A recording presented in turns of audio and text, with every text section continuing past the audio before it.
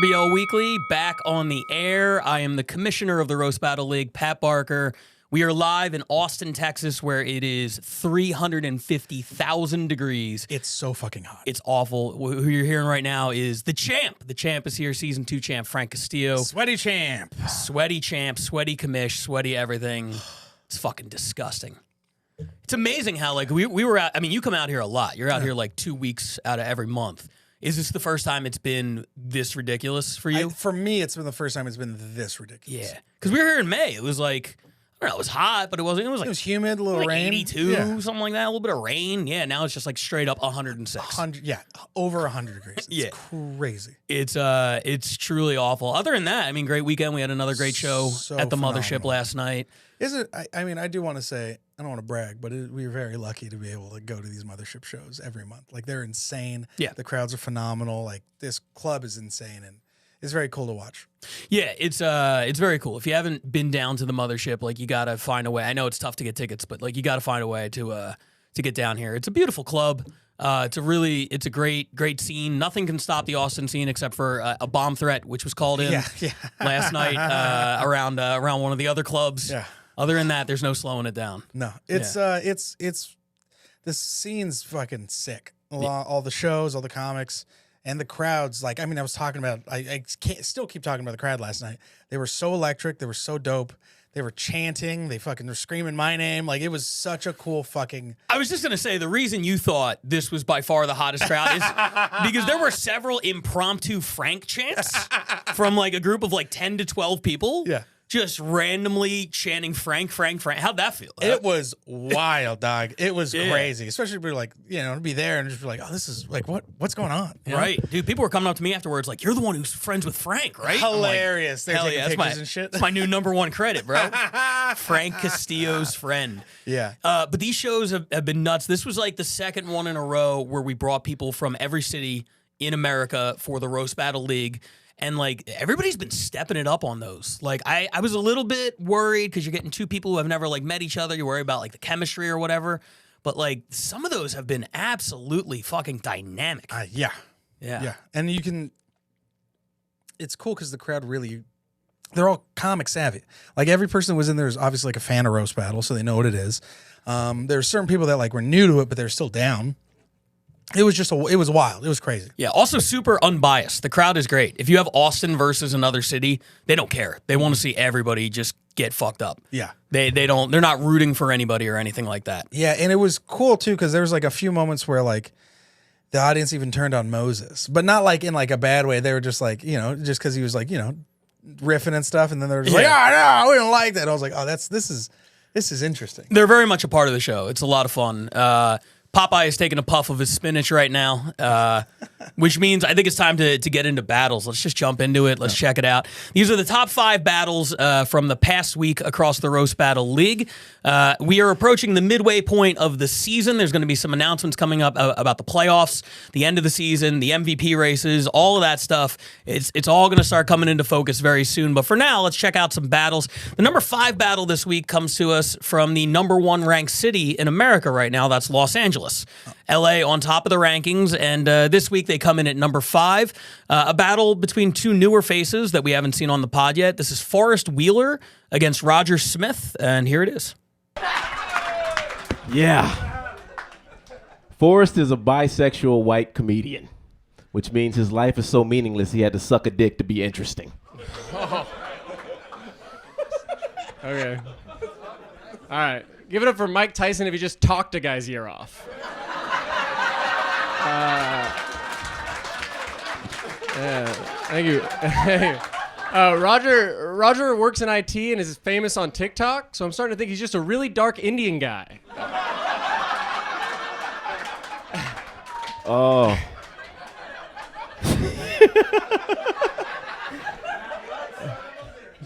This racist motherfucker. That was really funny. That was really funny, Mark Walmart. All right, so. Yes, Forrest has webbed feet, which means he's so racist, his body's literally evolving to thrive in environments without black people.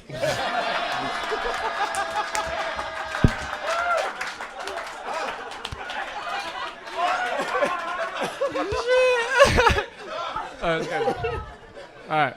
All right. Thank you, 50 cents is your change. Thanks for coming to Trader Joe's. Roger looks like he walks into every room and asks, "Where is my super suit?" But Fuck that. It's not funny. Fuck you guys. Fuck you. but his super suit is just a condom and a do-rag.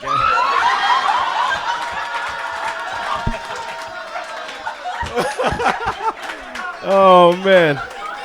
Oh, yeah. Keep it going for Keep it going for Huckleberry finish on my face, Daddy.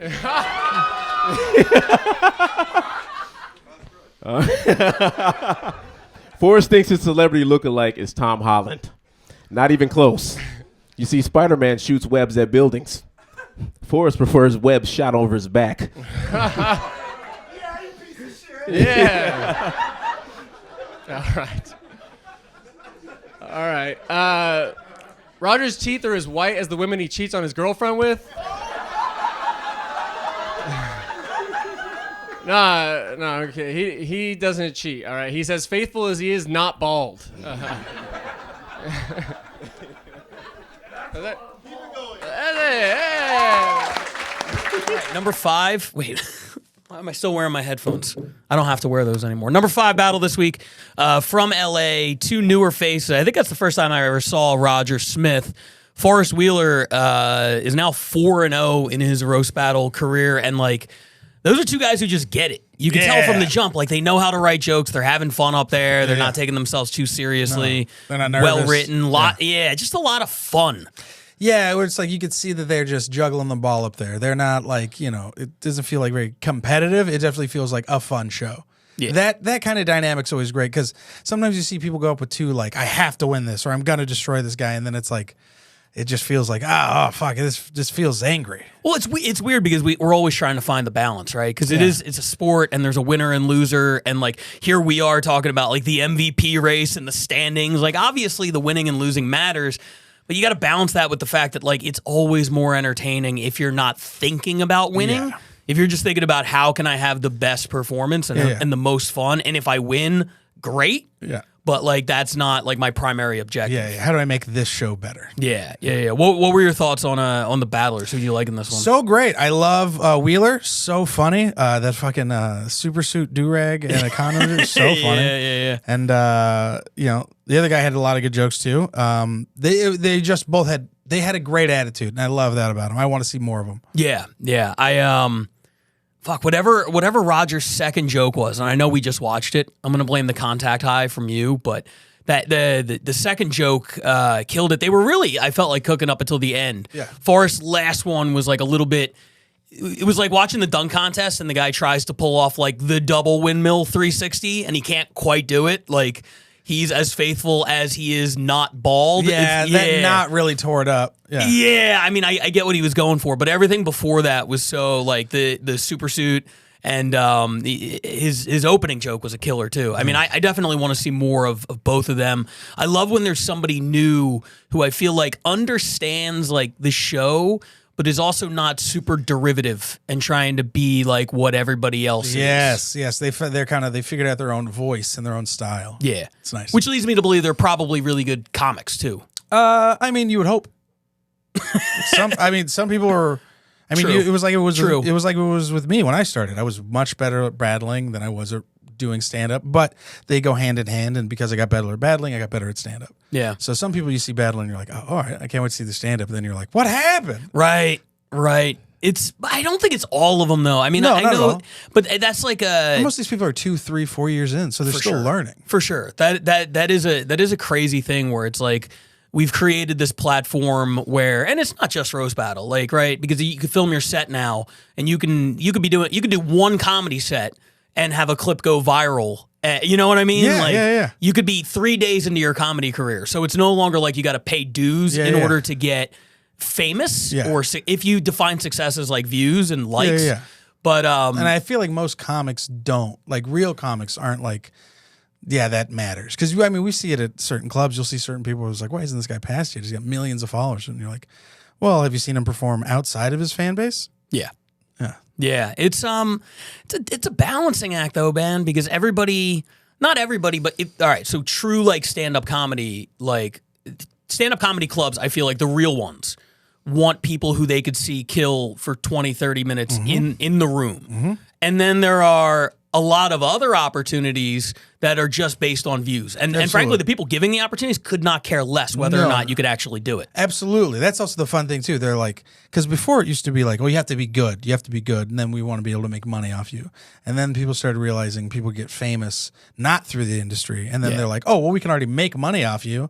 And then that's why you get people who are like, this guy's great. Or this person's awesome. And then like 2 years down the line, they're just still dancing on TikTok. Fair.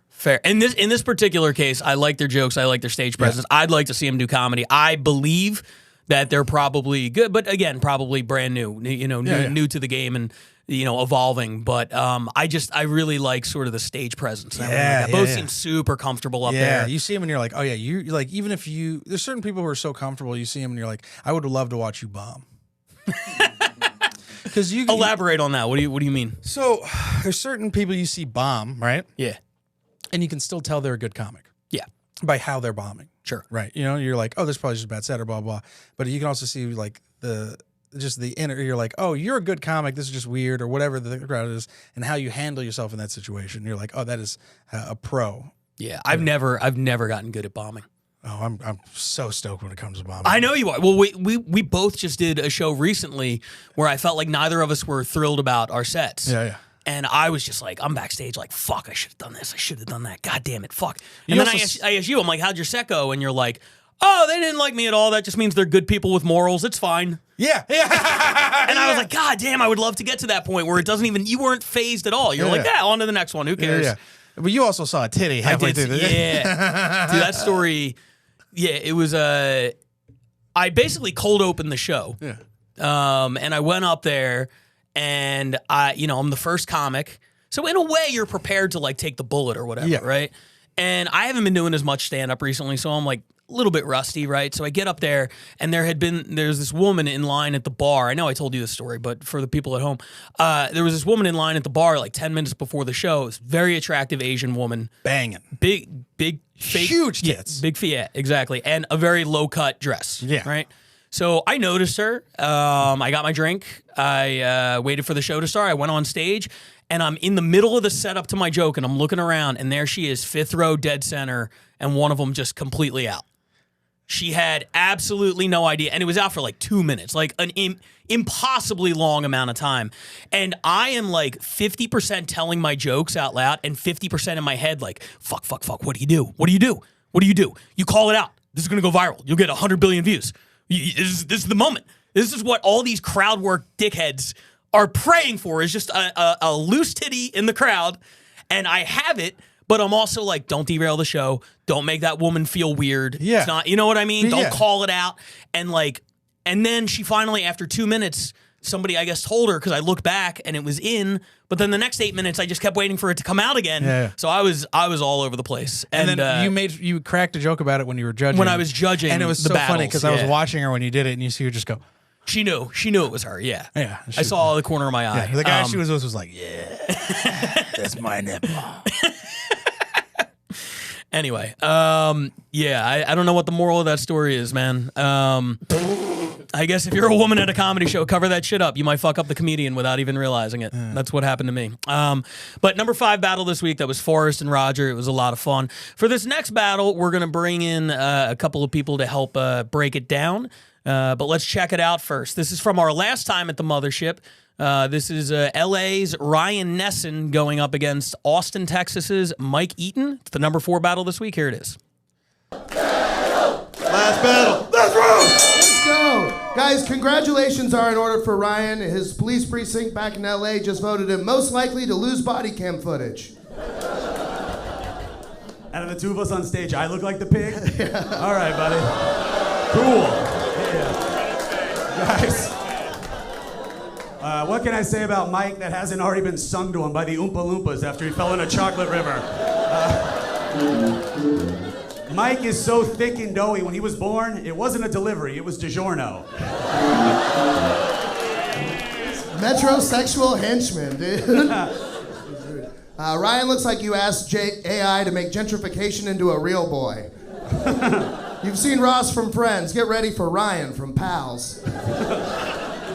Speaking of Ross, I love your outfit. Yeah. This is Lane Bryant. I don't know if you guys know this. Mike actually used to compete in vape cloud competitions. Isn't that pathetic? Yeah, I mean, I don't know what's sadder, that or your divorce. Either way, you coughed up rings that mean nothing.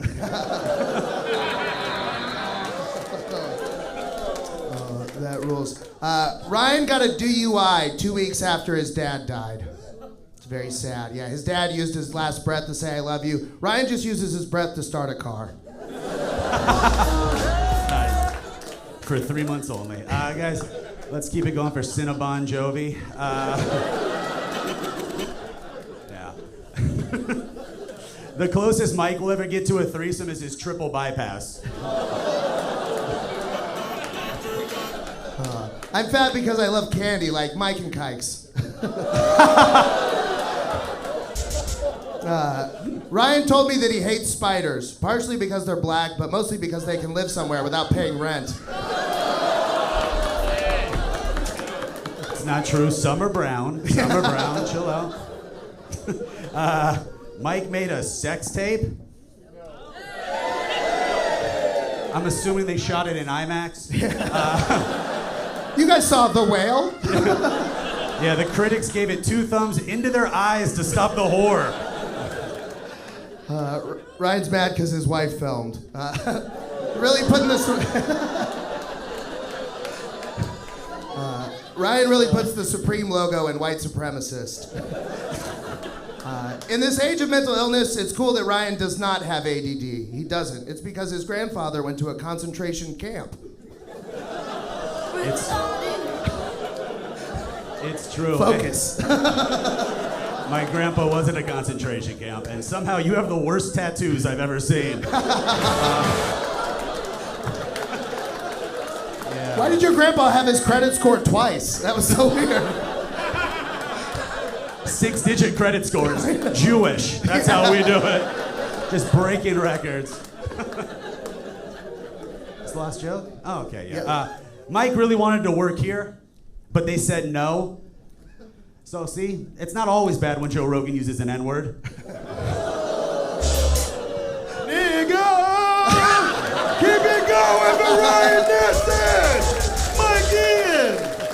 All right. So that was the number 4 battle this week from our last Mothership show back in May. Ryan Nesson from LA versus Mike Eaton from Austin. And I have 2 guests who just made their Mothership debuts last night. Main event. You guys went up last. Brandon KIEFER from Chicago, Evan Warner from Los Angeles. Thank you guys for doing this, man. How's Texas treating you? It's actually pretty rad. It's hot. Yeah, I'm with you. I'm with you. I'm like, I'm trying to see the good in it, but I'm sweating. Not Like, that it's so bad. not rad, but it's more hot than it is rad right now. The humidity is in between me seeing what's cool about it right now. Like, Yeah. I love humidity. I always have. So this is kind of my natural element. So I'm all good. I see all those homeless folks sweating, and I'm like, I'm one of you. You're one of the weirdest people I've ever met, bro. I'm so glad you're here. We're going to talk about your battle last night in a little bit, your experience at the Mothership and everything. Before we get into that, my guest analysts on set, you just watched this battle. Break it down. Brandon, you first. What did you think of this one? I think it started, like, I definitely swayed in the beginning towards Ryan, and then I kind of went back the other way as it went on. So that was kind of cool. I think Ryan had some great comebacks, so that you could tell he couldn't, I don't think he could have wrote. You could tell that those were off the cuff. And that's what I always like that stuff. Like, feels like a written joke, but then when you think about it, you're like, no way he could have wrote that. You know what I mean? Yeah. Like, the cop thing, and he was like, I'm the one who looks like the pig up here. Yeah, that one. I like that one a lot. And I think the Ross one, where he made some joke about Ross, and then he made fun of the Ross the store. And I'm like, I don't think he could write that. Maybe I'm wrong. You know what I mean? Maybe he planned it, but I thought the comebacks were pretty solid. I always like that. Yeah. I think Ryan has a specific thing where his cadence, the way he ends sentences with a definitive stop, makes even his riffs sound like they're pre-written because he has that kind of roast rhythm to everything he says. and that even I've seen his stand up and stuff because I know Ryan. He's from Yeah. LA too. Like that comes through in his stand up too. Like everything he says has a hard stop. Yes.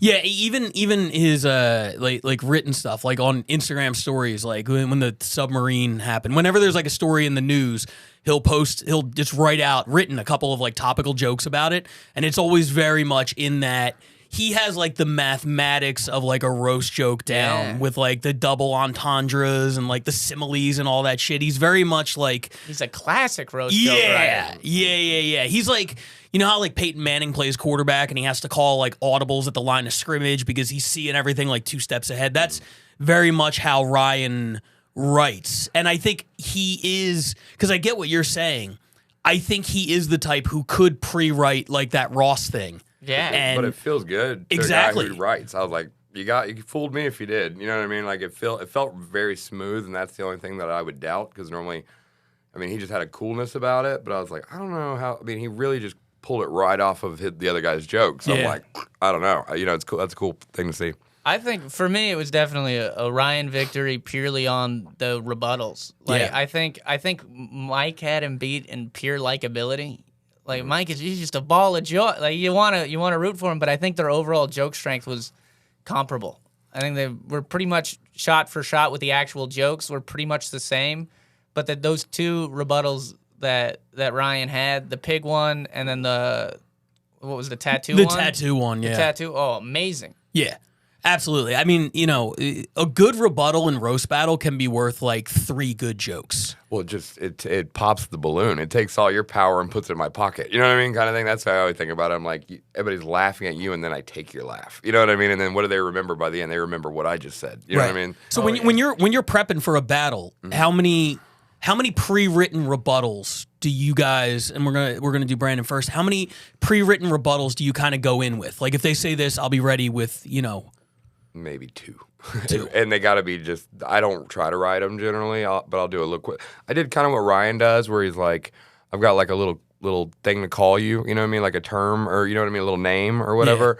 Yeah. But I don't go out of my way to try to write those. The more I've been doing it, the hardest part of it is active listening. You know what I mean? Like, and that's how you get the really good stuff is when but you're also like flipping through your head. You know what I mean? Like, so it's like, the better you get at listening and also being able to pull from your brain, that's when you kind of get that sweet spot, I think. So, yeah, listening, just hearing the jokes and then responding. I always love that. That's the best part. So I'm trying to do more of that and less like, here's the thing I planned. You know what I mean? Yeah.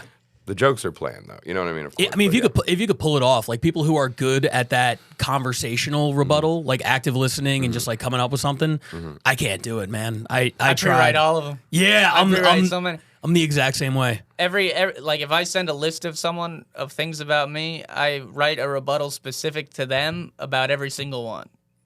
So are you holding back on the list when you send info? Because you guys send info to each other before the battle, right?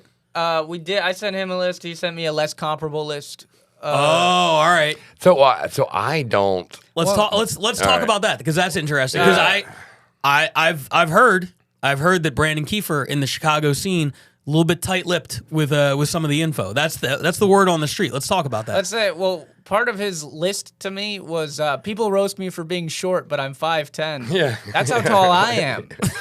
I just like go for it if you want to. I don't know. So your list included, here's a thing that you can do, but it'll be bad? No, I normally give He did. Yeah. In his list specifically, he was like, people come after me about being racist and Southern, but we're in Texas, so probably won't work. Yeah. I was like, we're with my people, buddy. I don't know. Like, also, like with the, I say it as a warning because I've seen it happen so many times where like people just hammer me for race jokes, but then I do race jokes in my set, so you don't think I can like move around that like with ease? For sure. I'm like, you're but gonna. I don't assume a roast audience has seen your set. Respectfully. No. I'm not saying about not that they saw my set, but that my regular stand up lives in that world already. So there's not much you're gonna shoot at me that I've already like don't kind of have.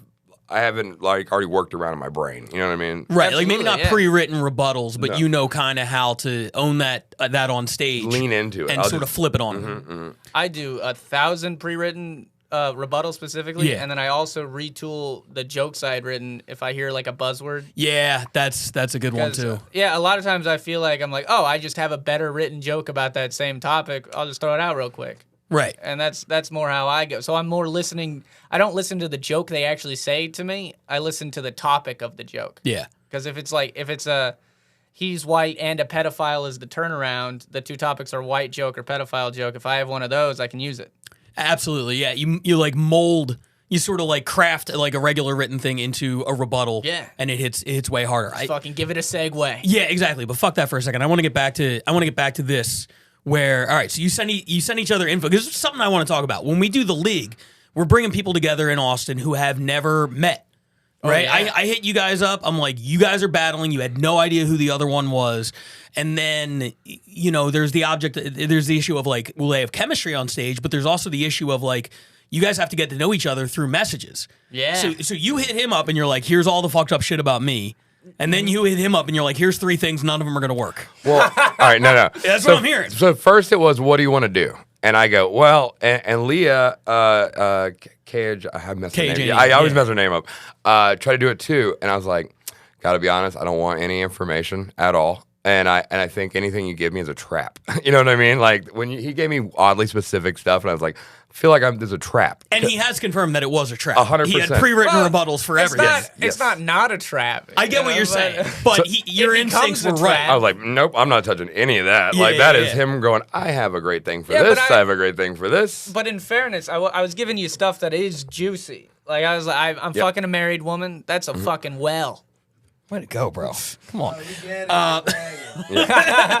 Like I'm allergic to mangoes. There's so many gay jokes with that because it's a fruit. Yeah. I look gay. Yeah, you do. I To be write, fair, you I didn't write need to stuff put that in. I He can- could see Yeah, it. yeah, yeah. You didn't need to include that. Yeah, So, yeah. so what do you write jokes about? If you don't want info on your opponent, what do you write jokes about? My theory behind it is because unless you're like a celebrity or something and people know your life, they don't know us at all. You know what I mean? So if they don't know us and I don't know you, what's the difference? So I have the same perspective as the audience does on the person. So I think I'm going to get the most honest information by looking at you and making, assumptions. And then it's going to be more realistic because the audience is probably doing the same thing, and it's more believable. You know what I mean?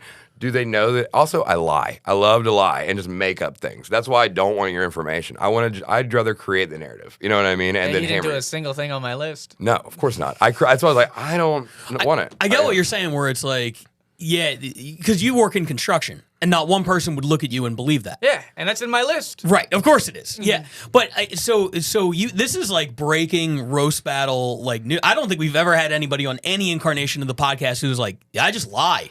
Yeah, what is it? What's wrong? You know what I mean? Like because I'm like, I think assumptions are half the magic trick to it. You know what I mean? Does what I say line up with what the audience believes? And the more it lines up, the more they're gonna laugh. You know what I mean? So why? If it's a stranger to them and a stranger to me, we're all gonna be on the same page. You know what I mean? The kind of thing I love about roast battle is writing a joke I couldn't use against anyone else.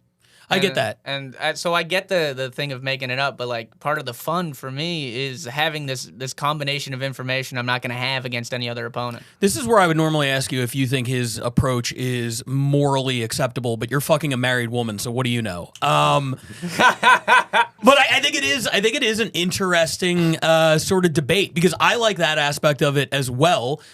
You cannot deny how effective your approach was last night, Brandon. Well, the other. It was crazy. I think one of the biggest factors in the battle I had with him is I only saw him perform on Instagram for his battles. I didn't actually see him do a full battle. And his clip on Instagram doesn't show the speed and the amount of jokes he does, how quickly. So I thought I was about to have a completely different battle than happened. And I had to retool my entire format. And it felt like I just got punched in the head. Yeah, he was speed bagging you for sure. 100%. Throwing just combinations left and right. And I understand like the momentum, like that snowball rolling down the hill where you're like, how do I stop this fucking thing? Because once he got going and the crowd, they bought into you and they were like, oh, this is our guy. Yeah. Like everything was just hitting. And I've been on the receiving end of that. It's not fun.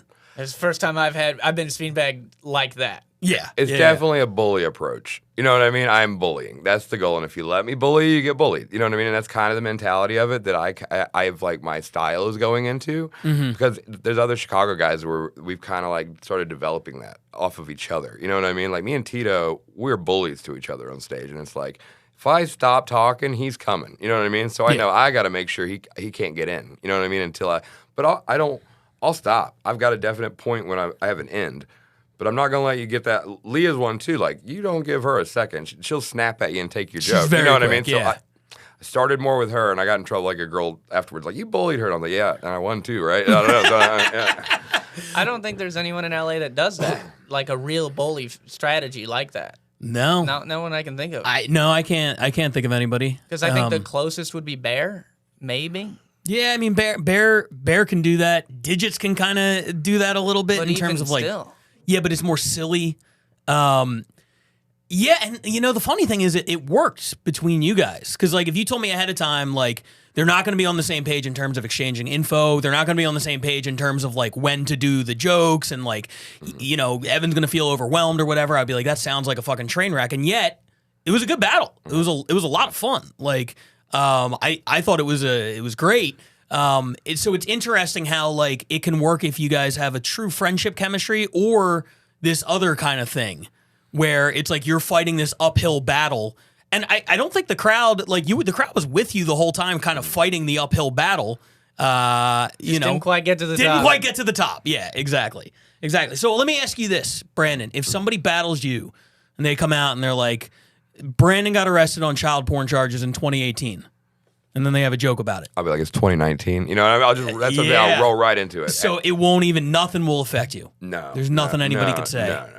I love it. It's like I said, it's just it's a game in my brain. You know what I mean? So like just like when you're playing a game, there's strategy. So I don't need to know your life to have strategy. You know what I mean? Like right. And that's my theory of it. I was like, keeping that out of my head keeps it clear. You know what I mean? So now you're a blank canvas. You know what I mean? So I can go anywhere with it. So instead, if he hits me with, I'm allergic to mangoes and I'm an Eagle Scout. Now I'm just having to write Eagle Scout mango jokes. And I'm like, I'm in a corner. And then he's already heard it. He's already got a rebuttal. So I'm like, no, we're not doing that. I was like, I'm going with anything I can think of. You know what I mean? And then hammering him with it. It does sound much easier than what I would do, which is like, I'm going to write the best goddamn Eagle Scout mango joke this city's ever heard. Right?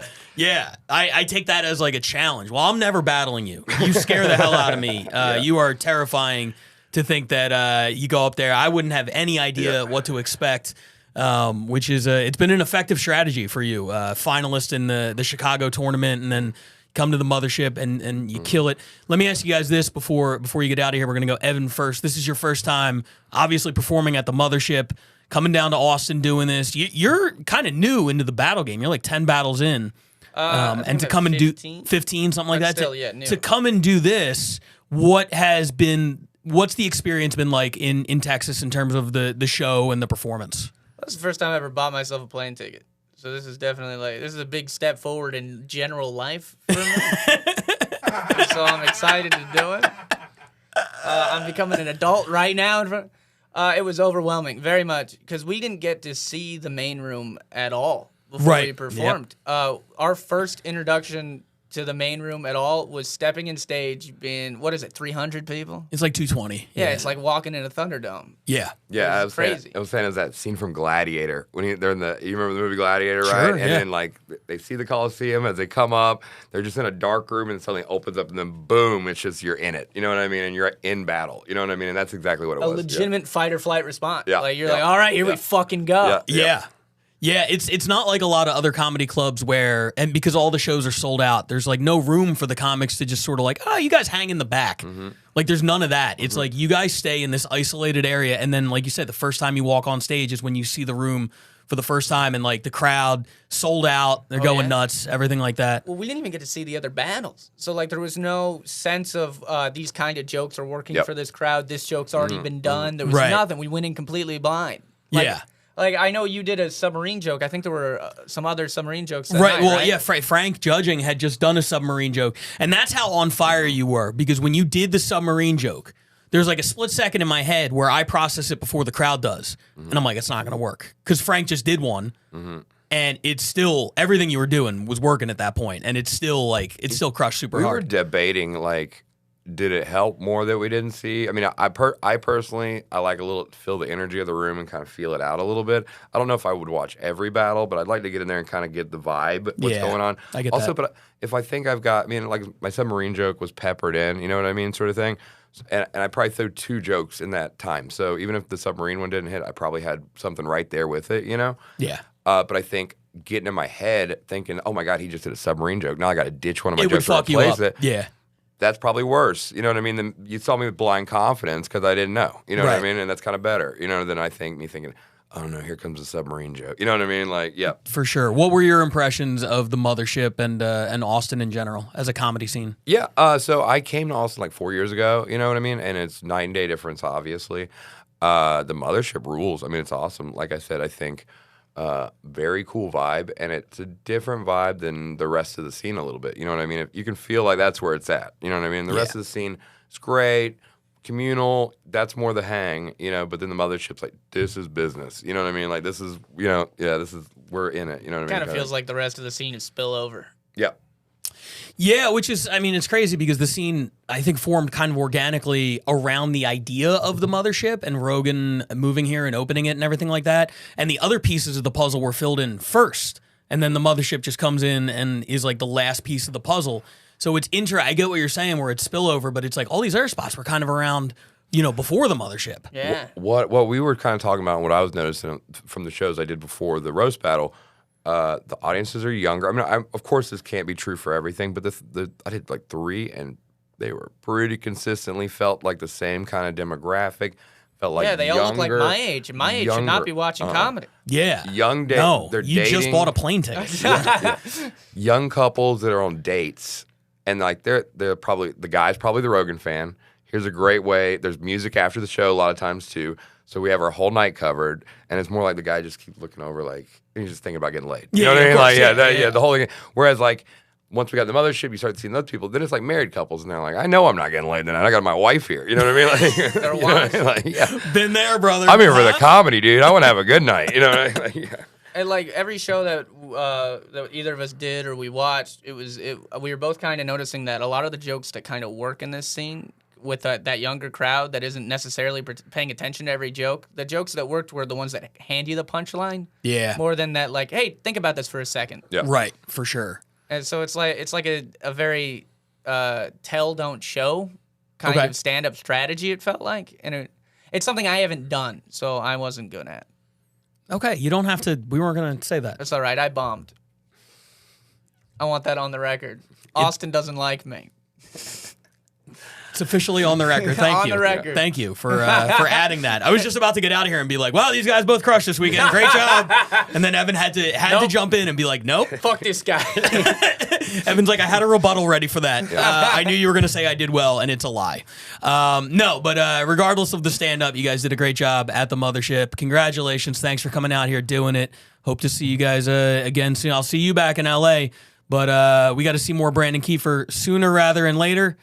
Making up lies about another opponent. Of course, all day. Let's get it. Thanks, guys. We're going to bring in Frank Castillo in a minute for the number 3 battle. We're going to go to New York right now for the number 3 battle. It's a 3-rounder.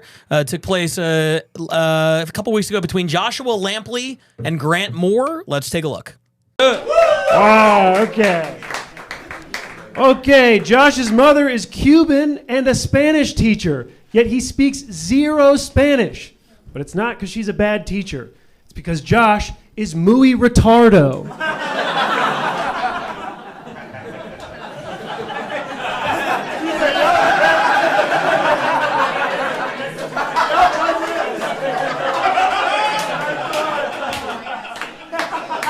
Olé.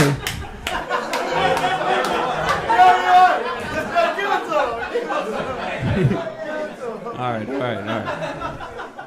I just want to start this roast by wishing Grant a very happy Pride Month.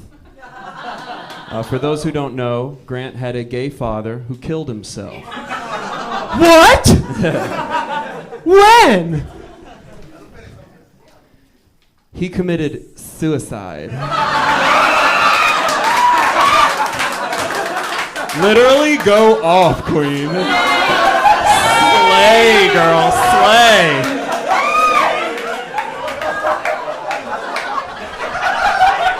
Okay. All right. Better to be gay and dead than alive and a fag.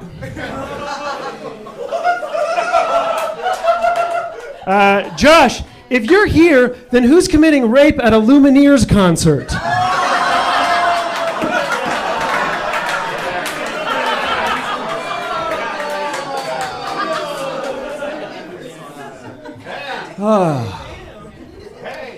Grant's mother is a gyno, as in gyno want to fuck her.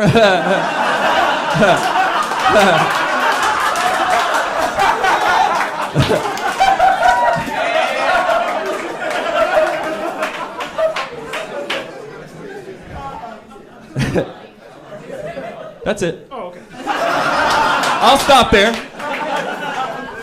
Thank you, Orlando Bloomin' Onion.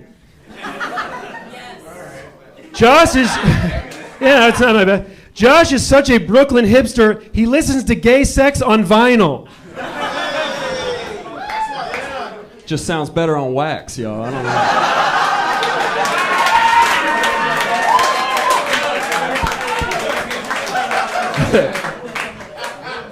All right, guys, let's talk about something else. Grant has ADHD, a dead homo dad. All right, y'all.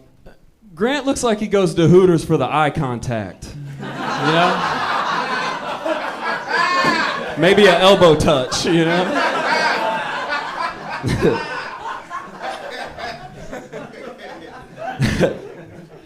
Grant looks like he roofied the fish in his Tinder picture. You know? Know what I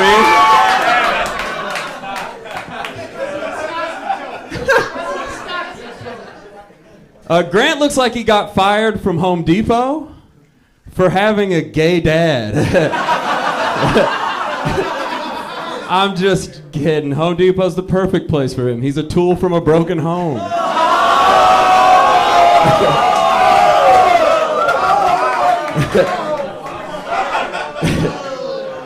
Grant looks like he should be leaned up against a little league fence with his penis through the hole, you know? Get low, boy! I got one more. Grant told me that he has shit himself too many times to count. But he also failed community college, so I don't know how high that number is, you know? I'm not sure. This many. Okay. Josh is hot, and I want to fuck him.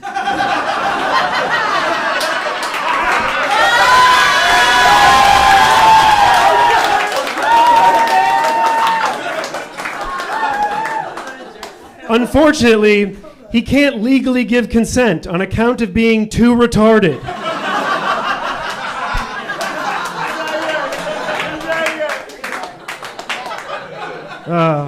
Speaking of non-consenting retards, Josh's girlfriend is here.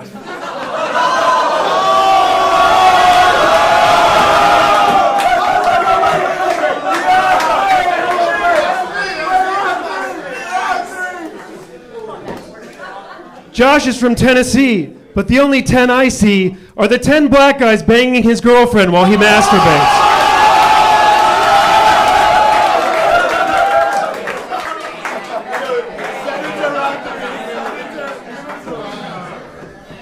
Josh's two front teeth are fake. They're veneers. He knocked them out while vigorously jerking off while 35 black guys fucked his girlfriend.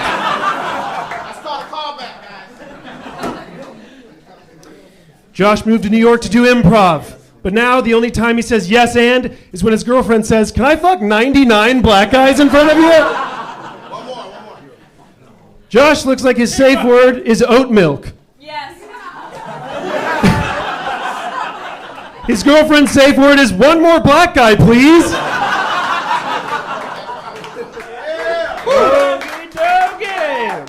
Josh's favorite part about growing up on a farm was milking the bulls with his ass and mouth.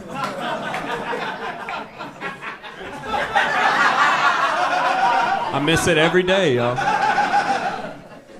Grant looks like he clocked out of his shift as a police officer to storm the Capitol.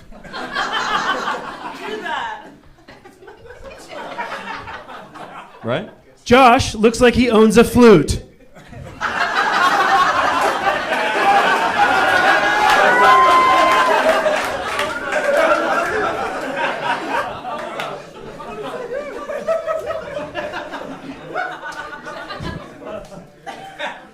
Grant is so white, he looked like he'd say, well, now we're cooking with gas while working at Auschwitz.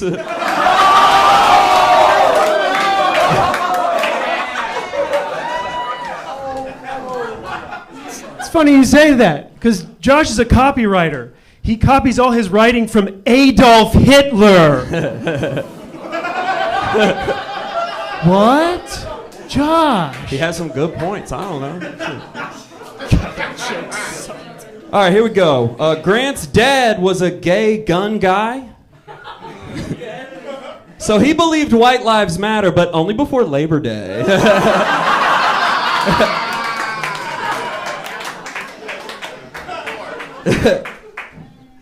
Josh looks like he puts his hair in a ponytail before he beats off into the mirror. I want to be able to see. Yeah. Grant is a gun-loving incel with crippling IBS. More like Kyle Shittenhouse, am I right? I thought I could flip the Wisconsin guy. Okay. Josh grew up on a cow farm, which makes sense because his girlfriend is a dumb, stinky animal. I'm so sorry. She's lovely.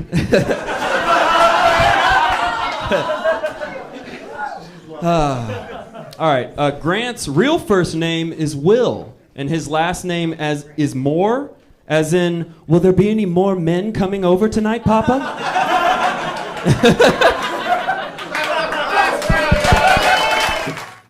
All right, so number 3 battle this week from New York, Joshua Lampley versus Grant Moore. I mean, there was a lot going on there. There was a lot going on there. There was a lot. It kind of lost steam towards the end. Yeah, it got very avant-garde. Yeah, well, it was weird because the first 2 rounds, it was like they were doing kind of like a Beavis and Butthead thing. Like I felt like I was watching like Beavis and Butthead battle. Like everything was just sort of like, you know, retard and fucking black guys and like all this other stuff. Flute. Yeah, well, flute was round 3. Yeah. That was when Grant was like, all I wrote was stuff about his girlfriend fucking black guys, and you know, I guess I have to do something else. My notes on the first 2 rounds, it's like immediately when Grant said he's muy retardo, it hit the crowd in waves. You know what I mean? Like that was like a minute-long reaction, and then and then Josh comes back with, your dad committed suicide. Oh, yeah, that was so funny.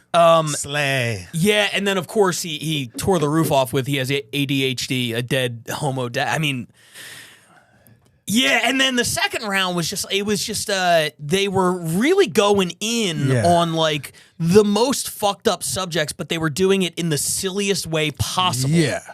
Which was, like, interesting. Yeah. I mean, the one thing I want to focus on with you, though, is because it's something both of us have been through. Our wives or girlfriends at the time, girlfriends or fiancés or whatever stage they were in with us, they were the subject of a lot of jokes. Yeah. You and I were kind of the 2 people where it's like our wives or girlfriends caught more stray bullets than anybody in the history of roast battle. There's a reason she does not go to roast battle anymore. She's like, I don't want to fucking. She's like, I hate that shit. But it's funny because everyone that ended up making fun of her ended up becoming like very good friends with her. Right, that's the thing, and it doesn't seem to come from a place of. I don't think it comes from a place of like, you know, hate. No, it's just trying to be funny. But that's the thing of the roast battle is you're supposed to roast the person on stage. Yeah. And that's the bit sometimes people forget and they stray. And then for me, it's like, I'll vote against you because you didn't do the assignment. Right.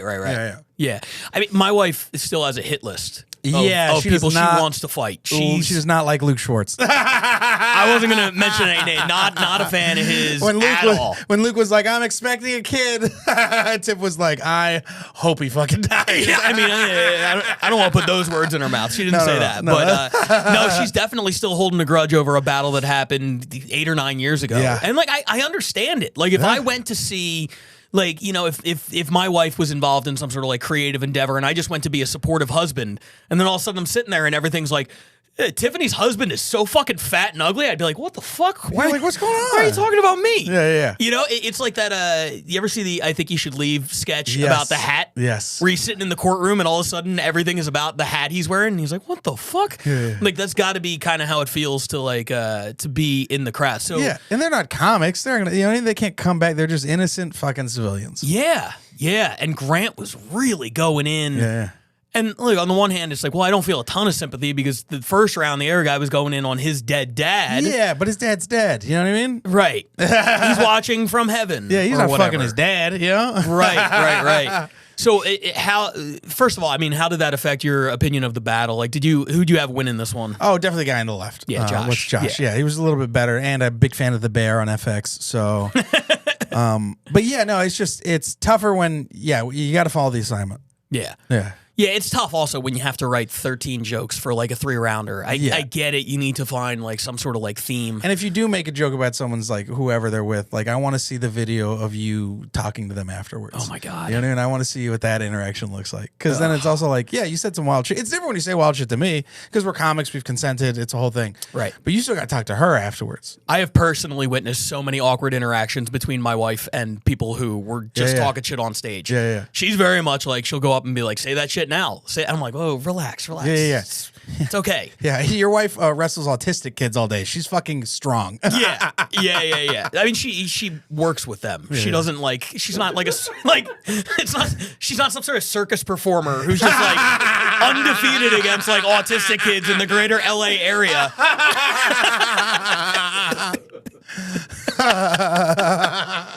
She like teaches them, and sometimes they try to run and whatever. You know what? Yeah. Just got to put them in a headlock. You know, whatever. Yeah. Just choke them a bit. Occasionally, you got to choke slam one of them through a table. That's how it works. I don't make the rules. Here comes the chair. Fuck. I mean, I don't have a whole lot else to add to the battle. The battle was long enough. Yeah. Those 3-rounders, man. When I used to do them, I'm like, this is the shit. This is great. It was fun, and it made you be a better writer and comic. And I tell the story all the time, but like when I did the finals for Roast Battle, I remember specifically second round. We're talking to everybody, and they're going through how everything's going. And I remember Todd Barry's like, "Do we get a prompter? Because I'm worried about forgetting all my jokes." Because it was you had to battle the person you were against, and then if you win another person, Right. you had to write for the 2 other people. Sure. So when that happened, I remember being like, "Oh, you can't remember 4 to 5 jokes, and then in total 16 jokes if you have to battle the other 2 people." I was like, "Bro, we memorized 16 jokes off the bat." I still use the prompter though. Yeah, Season 3. Yeah, When they gave me a prompter option, they didn't give me a prompter. Oh, really? No, I had to do that off the dome. I was, they gave me the option, and I usually have like a little cheat sheet on me, but I didn't want to bring it on TV, and I'm always so fucking worried about forgetting my jokes. Of course. I was like, yeah, I'll take the prompter, and then I did the whole battle, I got off stage, and like 10 minutes later, I was like, oh yeah, I forgot there even was a prompter. Like, I didn't look at it once. Yeah. But I was like, I need that there, like, just in case. And that was the thing, too, is, Burchard's great, very funny, but he didn't do those 16 battles. Right. He did just 3 or 4. So then when it came down to the pressure, it was just like, oh, I'm fully memorized. I know everything. And I was memorized to the point where I could do each battle front and back. Yeah. So, because I was just creepy with it. So, but yeah, those 16 jokes, in the end, it helps you. It does. And you see kind of like the downfalls of it where it's like, that was a really good battle. I think if each of them had taken like their 5 best jokes and they had done a 1-rounder, it probably would have been even better. Absolutely. But, it also forces you to take some weird swings that you might not in a 5-joke battle. Yeah. You take some routes that you would never take normally. Yeah. And I think it paid off a lot of times there. It was fun. It felt like it had a vibe of like 2 guys busting balls, like, in like their friend's basement. Like that 70s show. Like we're all high and we're just talking shit. Yeah. And just being super silly about it. Absolutely. Which at the end of the day is kind of what Roast Battle is all about. And I hope that Josh's girlfriend understands that. And she's just like, actually, I fuck a lot of black guys. yeah. I mean, who knows? Who knows? And if she does, good for her. Yeah, absolutely. In that case, if she does, I think Grant won the battle. Yeah, absolutely. If she's really fucking 99 black guys, then in retrospect, because that's tremendous research by Grant. So I got to give it to him. Do you know how long it takes to count 100 black guys? Is there a punchline coming with this? No. That sounds like how many does it take to screw in a light bulb or something. I'm like, this is a fucked up joke that Frank's grandfather told him years ago, and I don't want to hear it. All right, let's. Speaking of black guys, I just battled one in Tokyo, and it's the number 2 battle this week. That's how you do transitions, everybody. I don't like watching my own battles, and I certainly don't like putting them on the podcast. But Tokyo. Oh, they need the points. Before we get into it, tell me how dope Tokyo was. Tokyo was incredible. It was amazing, right? You did Tokyo before anybody. Yeah. I mean, you know what I mean? And you went out there and you just judged. You did some stand up too, right? Yeah. Neil Brennan just happened to be out there, and I remember he texted. Someone was like, "Neil Brennan's out here." I'm like, "Really?" And then I messaged him, and he tweeted. He was like, "I'm going out. I'm taking a break. I'm not doing any stand up. I just want to go on a little vacation." And then I hit him up, and then he was like, "You think we can do a show out here?" Oh yeah, hell yeah, yeah, we can. And we did a pop up. It was fun. That's great. Was it at Tokyo Comedy Bar? Yeah. He let me open up for him, which was so fucking sick. Beautiful club. I had a great time. So fun. They treated us like royalty. They're all so cool. The comics are dope. Yeah. Whack Rat's fucking sick, dude. Yeah. Did you stay at his place?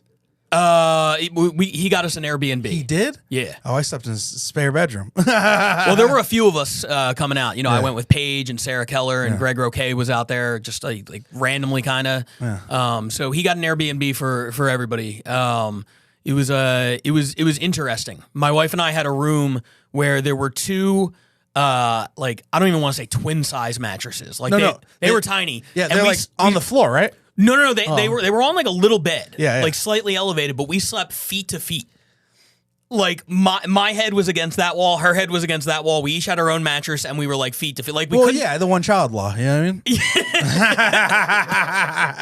Not totally sure that's Japan. No, it isn't. We might have to fact check that one. I don't know.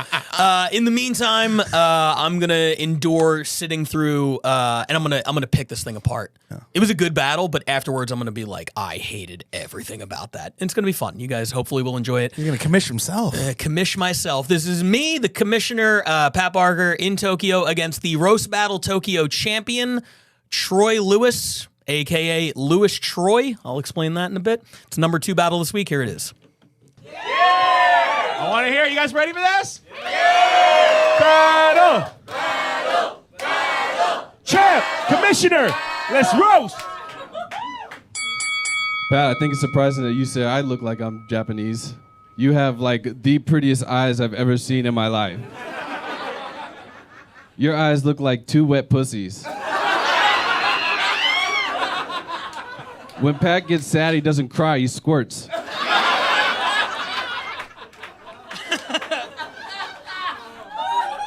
Oh, everybody keep it going for the Fresh Prince of Welfare. Troy has had to move around a lot, and sometimes living in Tokyo is tough, because the Japanese language has over 2,000 characters, and they all look like different houses he's been evicted from. I'm American, I don't speak Japanese. Pat says that he hates Maroon 5 because they make songs for bitches. But Pat looks like he hates Maroon 5 because the lead singer is Jewish. I can hate a thing for multiple reasons. Troy's wife is actually 38 weeks pregnant right now, and he ditched her to come do this. Troy, I want to commend your dedication to being a deadbeat father before the kid even gets here. Seriously, Troy might miss the birth of his son tonight just to lose a roast battle. Which is a strategy straight out of World War II, because he won't see the little boy coming because he's too busy getting destroyed by the fat man.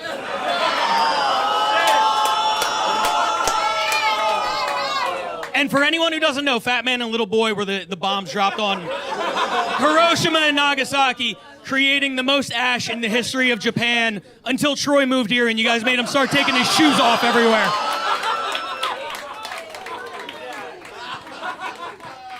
Yeah, funny World War II joke. Speaking of World War II, Pat went to Autobahn High School in New Jersey, and his sex life is like the Autobahn in Germany, He has sex way too fast. He always misses the exit, and his wife wishes somebody else was behind the wheel.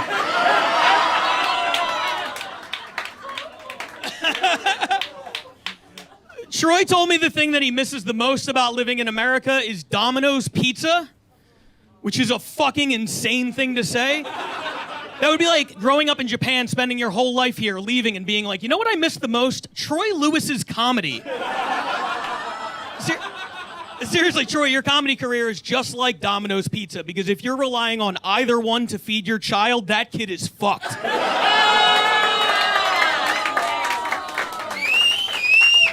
Pat, I don't think I'm going to take food advice from you.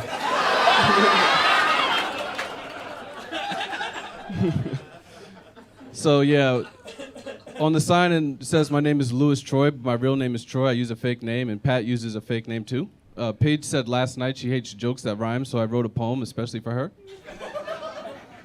Your real name is Patrick. You chose Pat to be witty. Pat must be an acronym for those plump-ass titties.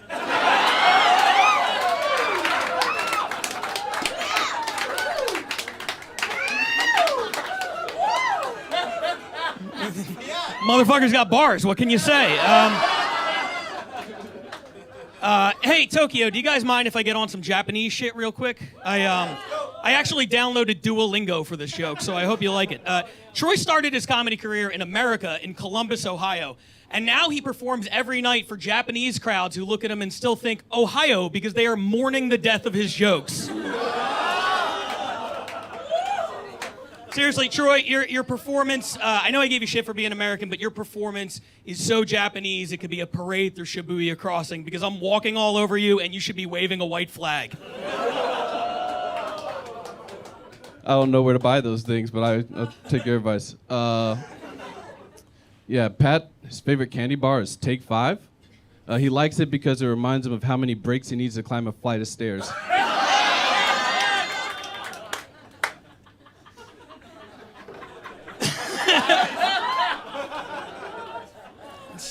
It's a good joke and a good candy bar. What can I say? Troy's father died of heart disease last year. They say that laughter is the best medicine, and unfortunately, Troy's comedy proved fatal. But Troy's a big fan of hip-hop, and his father was a doctor. Just like Dr. Dre, except, you know, his heart isn't producing beats anymore.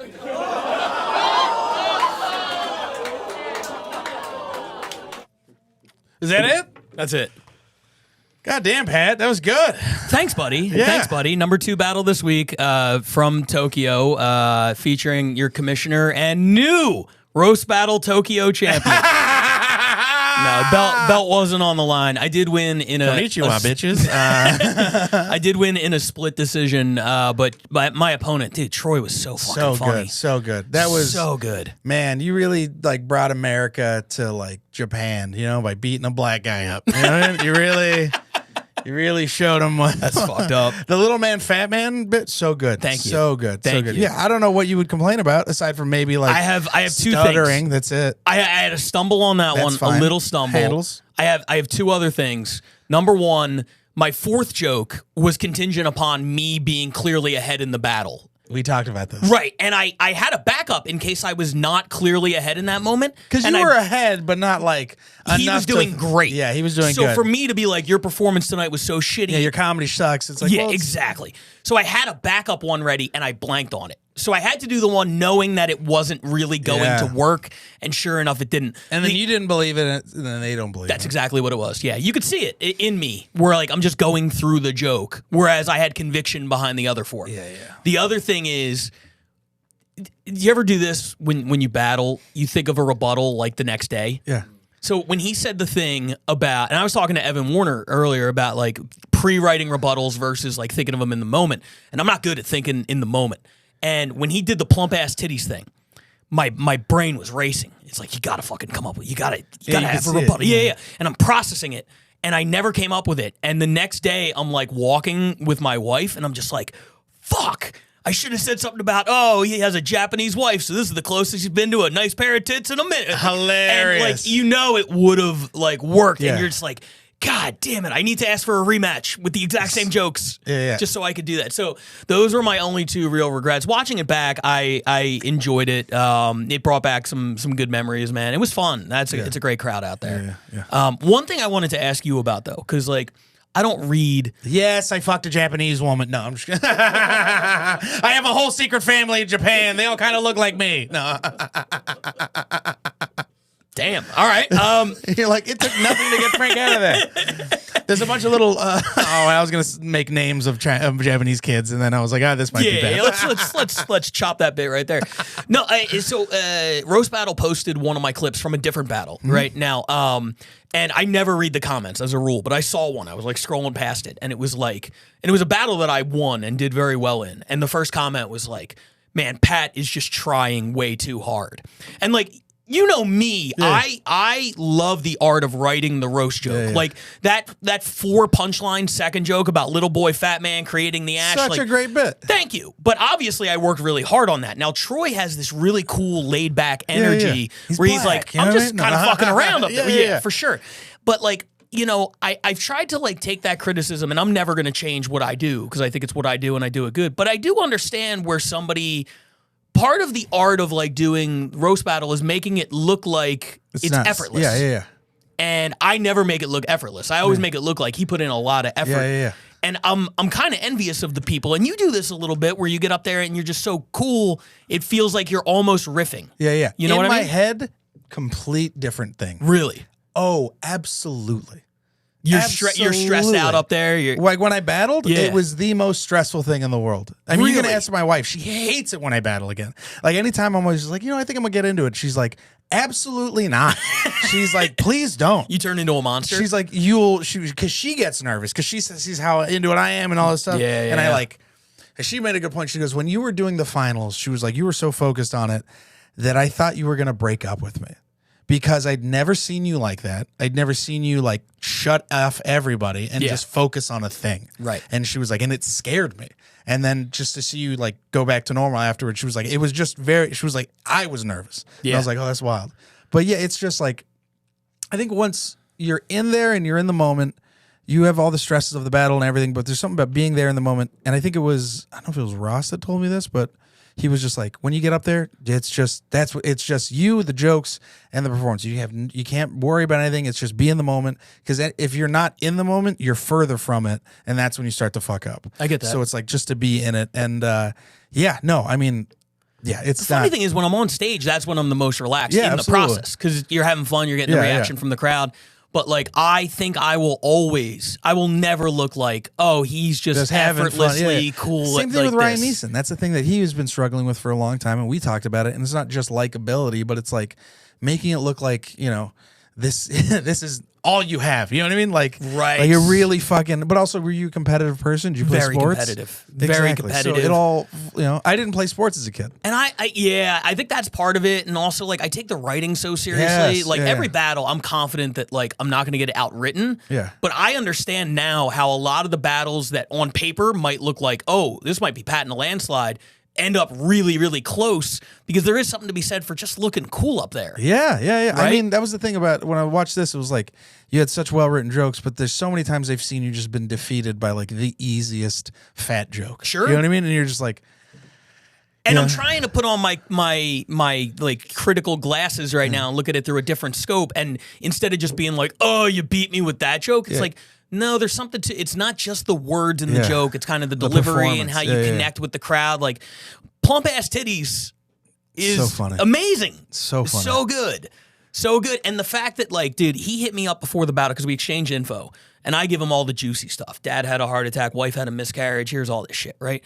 And he's hitting me back like, what high school did you go to? What's your favorite candy bar? He's like, he asked me, who's your favorite founding father? I'm like, what the fuck is this guy talking about? He was asking me insane questions, and he was like, I think I can get good material out of this. And I'm like, good luck, dude. You're going to get smoked if you come in with candy bar and high school jokes. And then he did it, and he was great. He found ways to make it all like super fun and relatable. So shout out to Troy.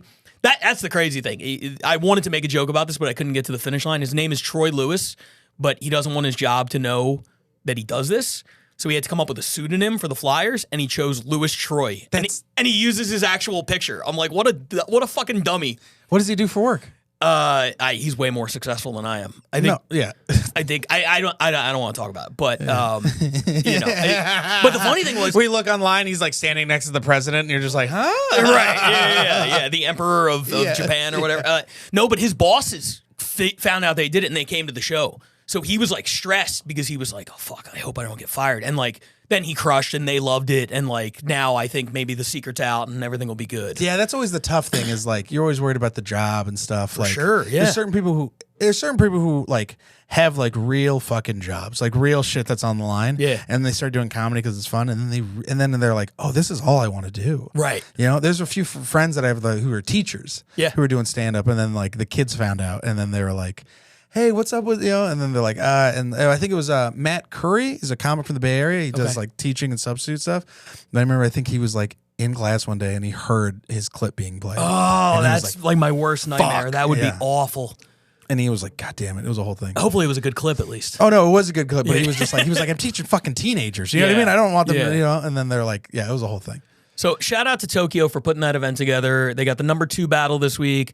Shout out to Troy Lewis, not only for killing that, but on the birth of his third child, who I found out, I wrote the whole thing about little boy, and then I found out like that I met his wife the day of, and she's like, oh yeah, we're having a girl. I don't know where I got boy from, and I had to like pull Troy aside and be like, I have a joke that's contingent upon the kid being a boy, and I'm so sorry. He was like, I don't give a fuck, just say whatever. Like he didn't. He was so cool, and but he just had a little girl that was their third kid. So congrats to him. Hey, and roast battle baby, roast battle baby. How many roast battle babies do we have in LA alone? I mean, we're probably in double digits now. Oh my god! I feel like Toby's got a couple now. Toby's got a couple. Yeah. He just had a second kid. Oh my god! A few months ago. Yeah, Alex DeWong. You know, I have one. They're popping up all over the place. Yeah. Leah Kajanian moved to Chicago. She's got a couple. Oh my god! Yeah, the roast battle scene 20 years from now is going to be on fire. Oh my god! Just so many fucking just roast battle kids. Yeah, can you imagine the roast battle equivalent of like Bronny James versus Carmelo's kid in a game of one-on-one? I mean, I always wonder if like when me and Hannah have a kid, if we'd have. I think if we have a son, it'd be cool. But I really think I'd have a fucking sick daughter. Yeah? Yeah, like just a real cool fucking kid. Because I see my sister and she's so cool. And I'm like, you're just... And she's like awkward and like still figuring herself out. But I look at her and I'm like, oh, you're like me. Like you got talent in you. And I see you. Like she plays guitar, she draws, she does all these things. So I'm just like, oh, if you're cool. Yeah. And I know like me, I know if I have a kid, he or she's going to be fucking sick. Yeah, but you want to be a girl dad. I could see it. Maybe. I've had a lot of girl siblings. A boy dad would be cool, but I think I would want him to be not better than me, but I would have to like, I'd really like be like, all right, we're teaching you man shit. You know what I mean? Like I'm teaching you all the man shit my dad did. Oh, I'm such a pathetic man. Yeah. No, 100%. I don't know how to change a tire. I'm like, on the one hand, I'm like, I got to teach my kid, but then I'm like, you don't know how to do it. How are you going to teach him? I keep forgetting that part. You're both watching the YouTube video together? Yeah, exactly. All right, let's get into it. The #1 battle this week, and then we'll get out of here. This is from the Bay Area. This features two battlers who I have not seen before. They sent me this battle. I was blown away by how much I enjoyed this. It's from Cobb's Comedy Club last month. It's between Amber Ellis and Lexi Acinelli. I hope I'm pronouncing that correctly. Acinelli. We're going to bring in a Bay Area correspondent afterwards to correct me on the pronunciation of that. But it's the #1 battle this week, Amber versus Lexi. Here it is. Coming up first, she is 3-0. Everybody make some noise for the very funny Amber Ellis!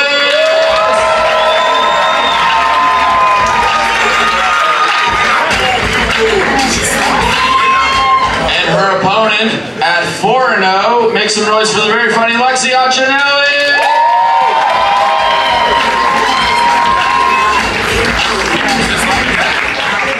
Lexi, you've won one more. I'll let you decide. Do you want to go first or defer? I'll go first. Lexi's going first. Amber's going second. Everybody, this is your main event of the night. Make some fucking noise!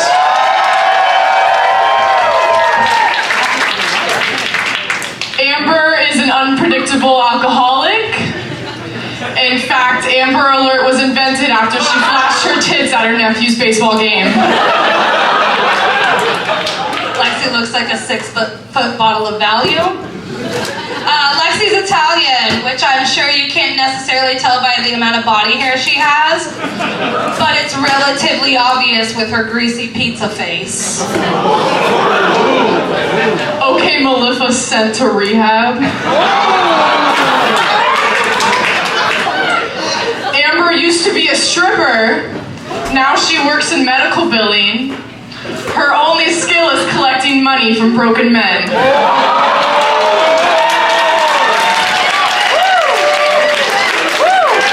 It's been a pleasure meeting you, Steven Tyler.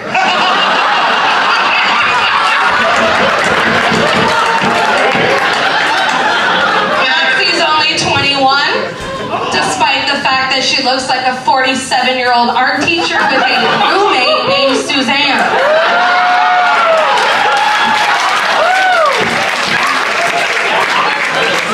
Amber, you really are proof that we should not treat all children like they are the future. Amber is married to a musty mountain man, and California is in a drought because the only lube they use is river water. Lexi looks like the 1% of babies when your IUD fails. Furthermore, Lexi clearly goes to a lot of farmers markets, but only to harass Hispanic families about their legal documents.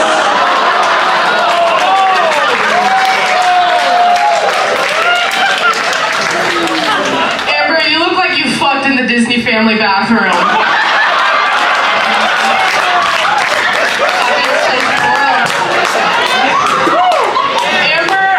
Her mom is actually looking for a burial spot for her early, but unfortunately she can't find a landfill that accepts biohazards. You look like you sell single cigarettes to minors.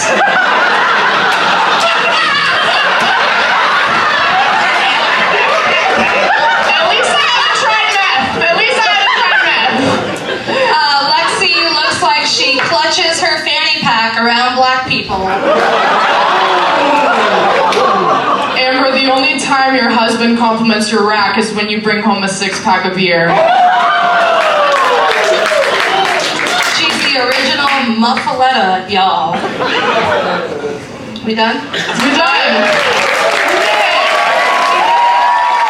All right, so the number one battle this week coming to us from the Bay Area, and we have a special guest from the Bay Area in town, battled last night at the Comedy Mothership.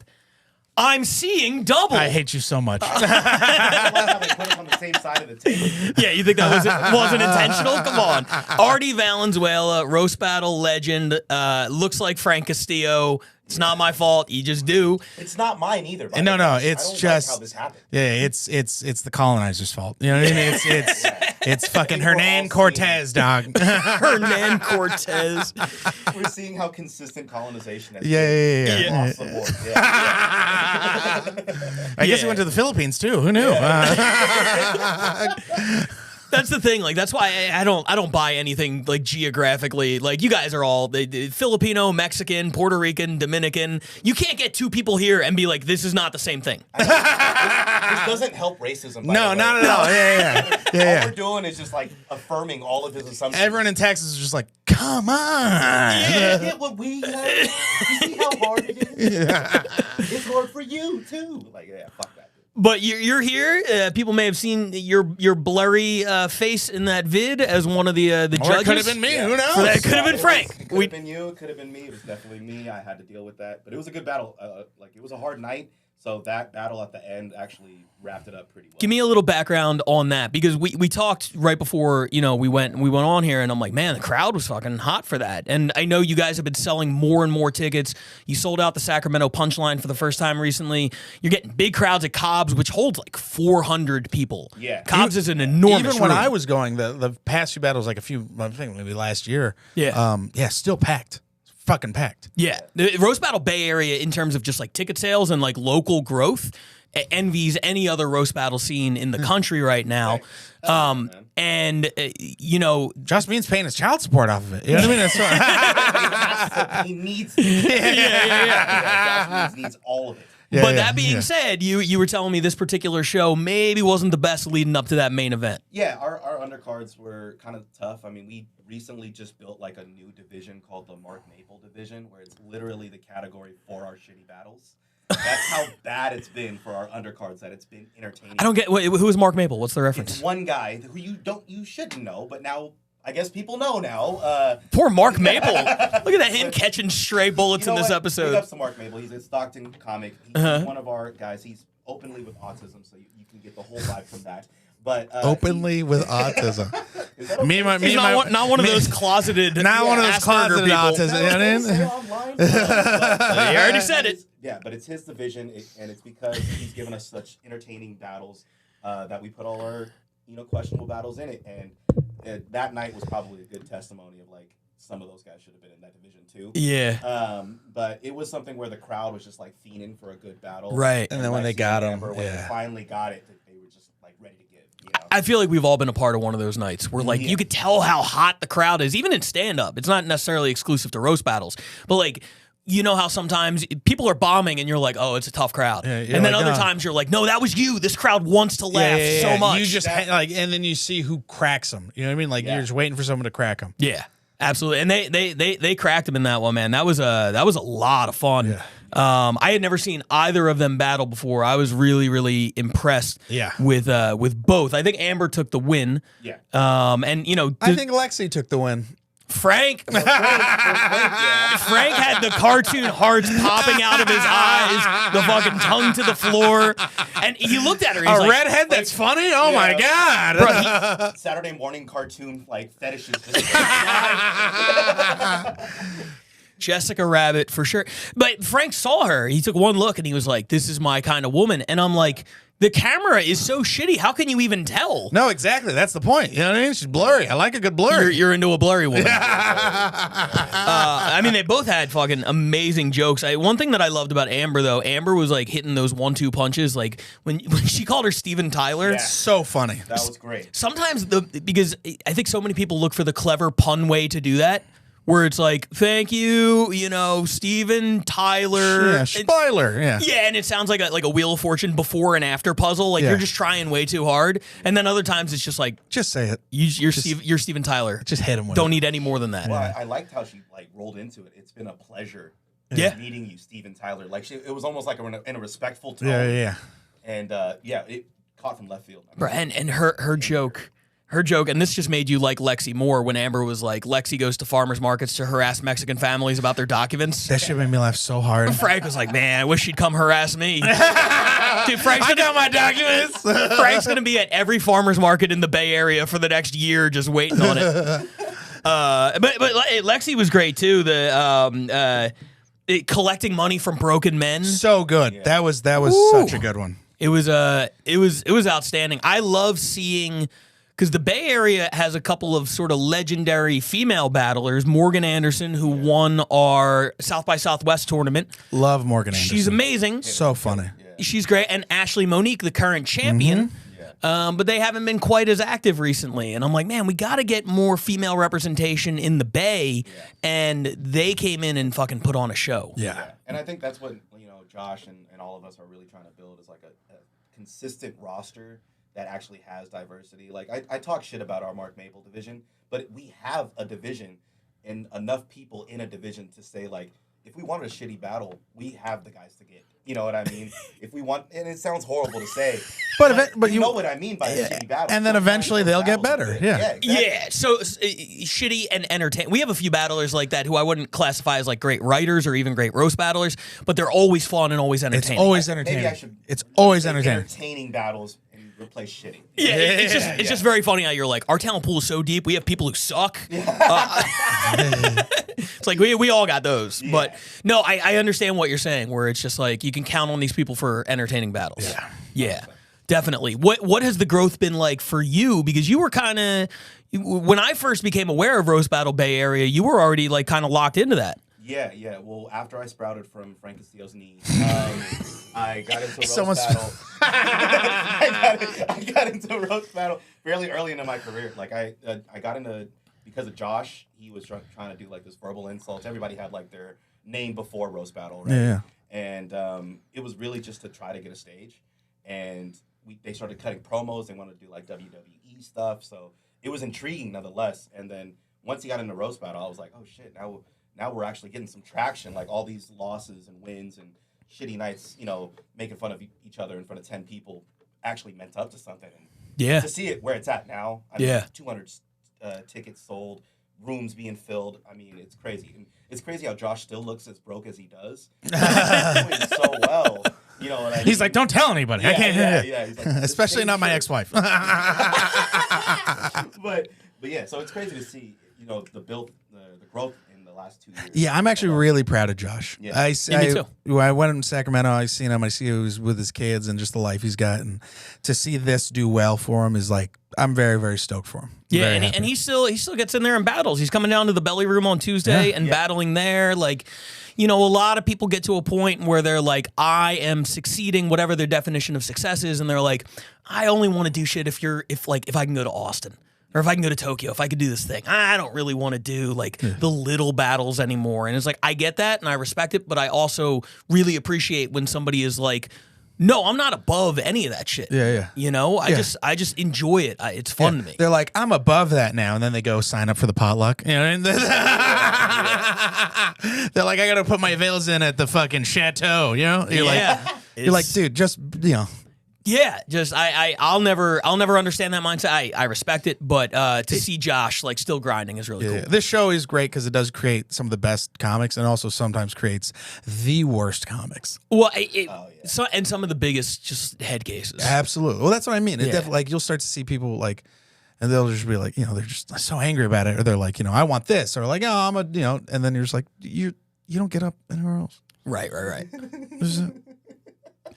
This is the part where Frank just talks shit on just the thinly veiled attacks on random comics that you guys don't even know.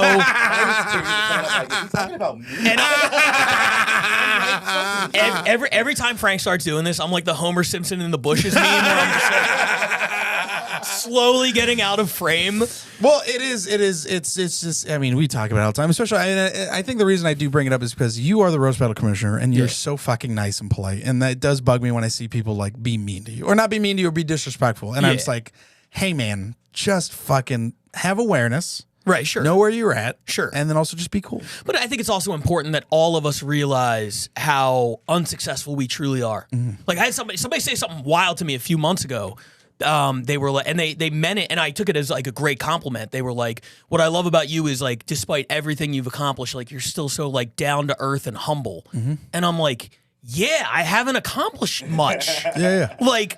Let me actually become a millionaire or some shit, and then pay I'm not the talking to compliment. anybody. That's what I'm saying. If I stick around, then you can say something. But now it's I think it's important to keep it in perspective and be like, this is a cool thing we're all doing. We're all in Austin right now. Yeah. We're performing at the Mothership, sold out crowds, all that shit, and it's it's great, but it's also just if the mountain is up here and we're all trying to make it to the top of the mountain, relatively speaking, we're still down here somewhere. Yeah. We got a long way to go. So for people to get here and be like, well, I'm not going back down there. It's like, bro, what are you talking about? Yeah, exactly. Yeah.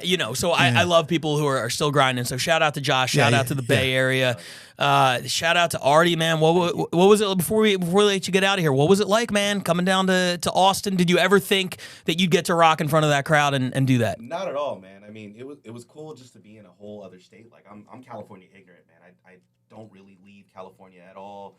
Never really left Vallejo until I left for Sacramento. You know what I mean? So it was really cool to. That almost made me cry, dog. I know, right? That for real, there's a great big world out there. And it's also coming from San Jose, it was the same thing with me. It fucking feels cool to see that. Who would have thought we'd be in Texas of all places doing some fucking weird ass jokes? You know what I mean, on stage.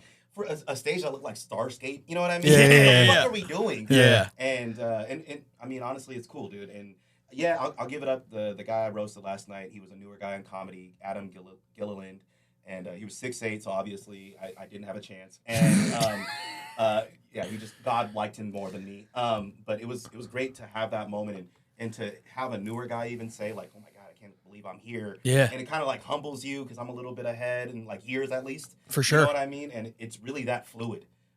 We said it before, roast battle can take you to a lot of different places, and it can give you early opportunities, and you can take it or leave it. And here I am a couple of years into my stand-up career, fucking in Texas, talking to you about the roast battle. Mm-hmm. It's amazing, man. Fuck yeah, dog. Thank you for coming down to Texas. Thank you for doing it. Thank you for dropping in on the podcast. Thanks to Frank Castillo. Thank you, twin. I love it for filling in today, helping me host My this pleasure. thing. And thank you for reminding me. I definitely had to send the 1 p.m. text to Frank being like, don't forget 4 p.m. And he's like, I completely forgot. So I was in bed. yeah. And even after we had that one at 1, I almost sent another one at like 3. Like he probably forgot the 1 o'clock conversation by 3. So glad that you were here. Glad that you did this. Glad you guys watched it, man. Appreciate everybody tuning in. The season is about halfway done. The races are heating up, the MVP races, the standings. We're going to have more information coming on that soon and what it means for the playoffs, what that looks like. That's going to start coming into focus real soon. Appreciate you guys for watching, and we'll see you guys next week. RBL Weekly.